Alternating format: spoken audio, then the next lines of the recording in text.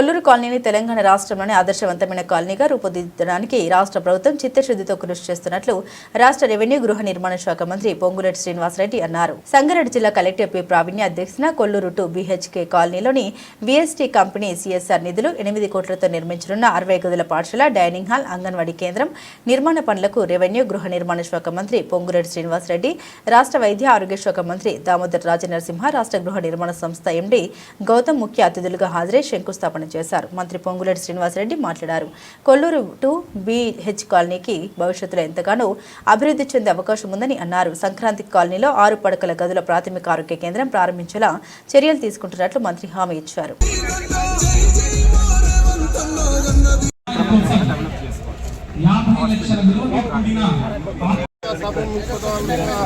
కార్తీక మాసంలో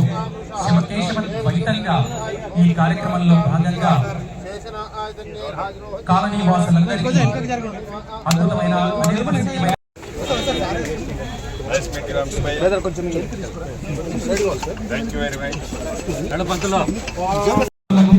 అలాగే print media, electronic media ప్రతినిధులందరికీ స్వాగతం, శుభస్వాగతం. వివిధ అధికార యంత్రాంగానికి హౌసింగ్ కొల్లూరు ఫేజ్ 1, ఫేజ్ 2 లో చేసుకుంటున్న అభివృద్ధి కార్యక్రమాలకి చేసిన గౌరవనీయులైన మంత్రివర్యులు పొంగులేటి శ్రీనివాసరెడ్డి గారికి, minister for housing and revenue, గౌరవనీయులైన మంత్రివర్యులు దామోదర్ రాజనరసింహ గారికి, మినిస్టర్ ఫర్ హెల్త్, వెంట ఉంటాం అంటూ అలాగే ఈ కార్యక్రమానికి విచ్చేసిన మన జిల్లా ఇన్ఛార్జ్ మంత్రివర్యులు ఆరోగ్య వైద్య కుటుంబ సంక్షేమ సైన్స్ అండ్ టెక్నాలజీ మంత్రివర్యులు, అదేవిధంగా 3 కోట్ల విలువతో కూడిన పార్టీ స్థలాల్లో అభివృద్ధి చేపట్టనున్నారు. దానికి సంబంధించినటువంటి తెలియదు ఒక సమాజం, ప్రత్యేక సమాజం ఇక్కడ నివసిస్తుంది అని చెప్పేసి ఓ మినీ హైదరాబాద్ అయిపోయింది ఇది. మీ అందరికీ శిరస్సు వచ్చి నమస్కరిస్తూ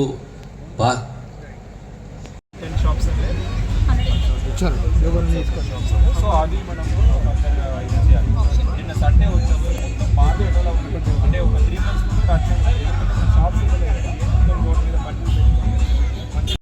months చేయడానికి సంగారెడ్డి జిల్లా ప్రణాళికాబద్ధమైనటువంటి విధంగా మీరు పనిచేస్తుంటారు కాబట్టి.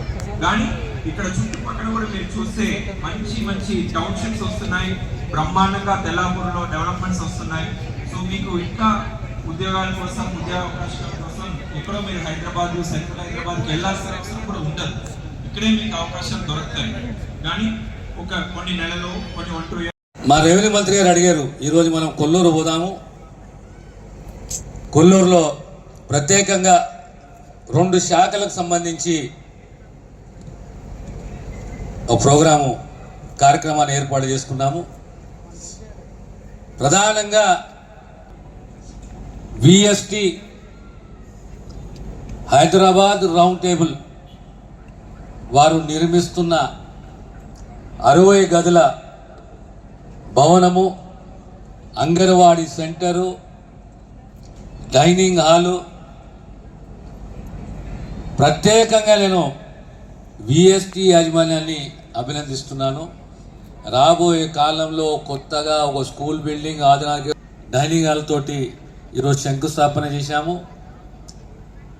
అదే రకంగా మీకు ప్రైమరీ హెల్త్ సెంటర్, 6 పడకల ప్రైమరీ హెల్త్ సెంటర్ సంక్రాంతి లోపే చాలా సంతోషం మీతో ఈ సభలో పాల్గొనటం.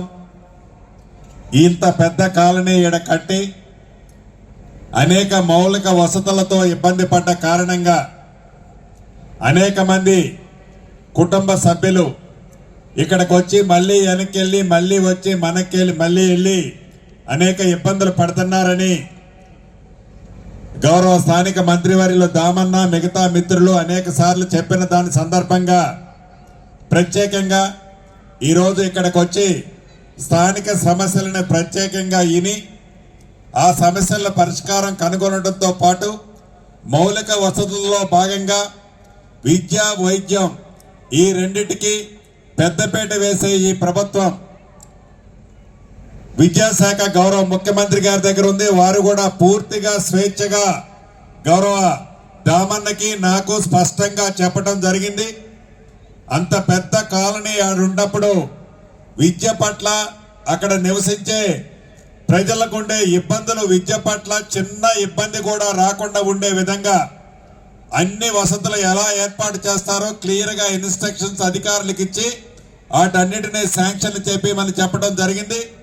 ఈ లోపే గౌరవ కలెక్టర్ గారు చెప్పారు, దాతలు వాళ్ళ యాజమాన్యం హైదరాబాద్ లో నుంచి ఆ సంస్థ నుంచి సుమారు 4 కోట్ల రూపాయలు ఈ కాలనీకి వాళ్ళ సిఎస్ఆర్ ఫండ్స్ ఇచ్చినందుకు రాష్ట్ర ప్రభుత్వ పక్షాన నా పక్షాన మనస్ఫూర్తిగా యాజమాన్యాన్ని అభినందిస్తూ, విద్యతో పట్ల వైద్యంలో కూడా ఈ ప్రభుత్వం వైద్య శాఖ ఎక్కడో లేదు.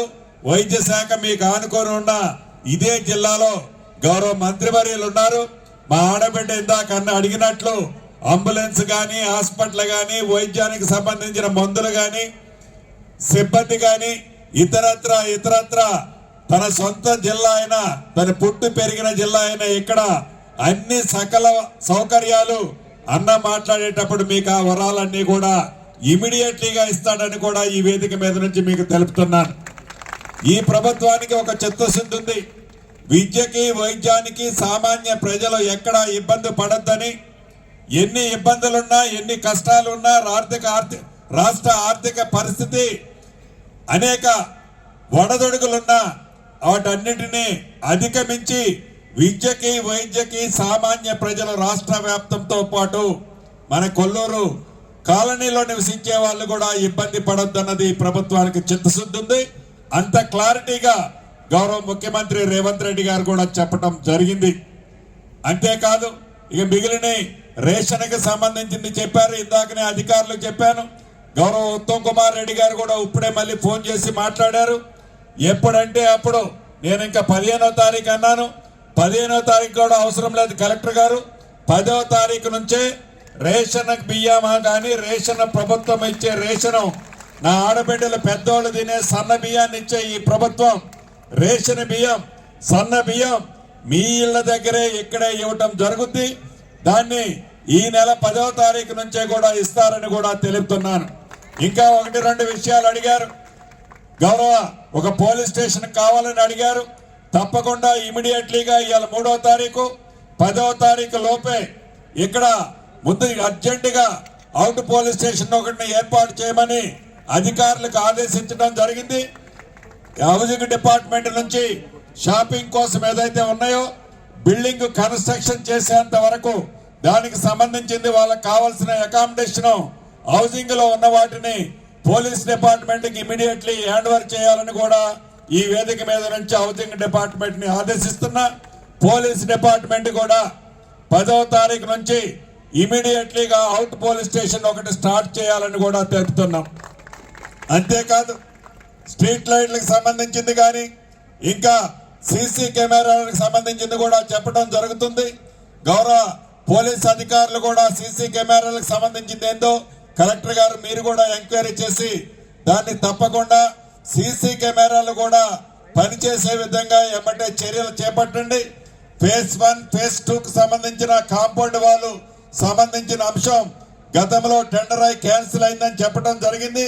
రాబోయే కొద్ది రోజుల్లోనే ఫేజ్ 1, ఫేజ్ 2కి మొత్తం చుట్టూ కాంపౌండ్ వాళ్ళకి సంబంధించిన అంశం కూడా చేపట్టడం జరుగుద్దని ఈ వేదిక మీద నుంచి ఈ కాలనీలో నివసించే కుటుంబ సభ్యులకు తెలియజేస్తున్నాను.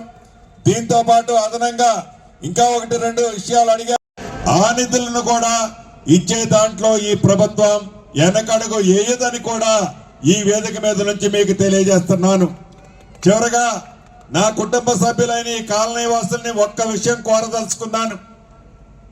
ప్రధానంగా ఇంత పెద్ద కాలనీ వివిధ ప్రాంతాల నుంచి వచ్చే నివసించినప్పుడు చిన్న చిన్న సమస్యలు వస్తుంటాయి.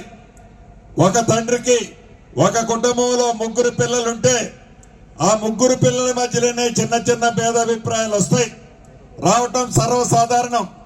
అదేవిధంగా వివిధ ప్రాంతాల నుంచి వచ్చి నివసించేటప్పుడు ఎప్పుడు చిన్న చిన్న విషయాలు వస్తుంటాయి. వాటిని పరిష్కారం కావాలన్నా మీరు నివసించే టవరు భవిష్యత్తులో మరింత మెయింటెనెన్స్ కావాలన్నా మీరు ఒక కమిటీ అనేది అవసరం ఉంది. ఆ కమిటీ సొసైటీకి సంబంధించినది. డిలే మీ ద్వారా అవుతుందనే అధికారిని పిలిచి డీసీఓని పిలిచి అడిగితే చెప్తున్నారు. నేను డీసీఓని ఆదేశించాను. గౌరవ మంత్రివర్యులు తుమ్మల నాగేశ్వరరావు గారితో రాత్రి చెప్పాం, అధికారులకు చెప్పారు.